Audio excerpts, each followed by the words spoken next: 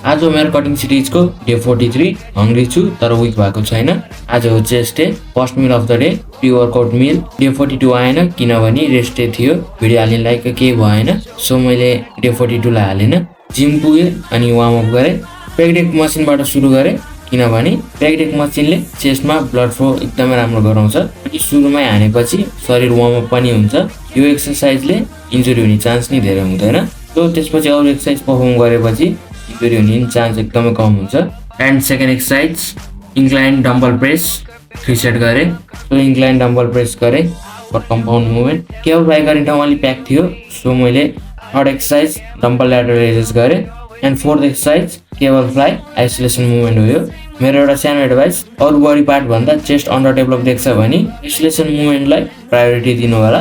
Last exercise tricep push down with rope. आज training session सक्यो। Workout पछि पोजिङ। बेली fat घट्ने त नामै लिँदैन, तर केही छैन, फ्याट लस हुन टाइम लाग्छ, पेसेन्स हुनु पर्यो। कार्डियो 9K स्टेप कम्प्लिट भयो आज। पोस्ट वर्कआउट मेरो आज दिन यति नै थियो, भोलि फेरि गर्नुपर्छ।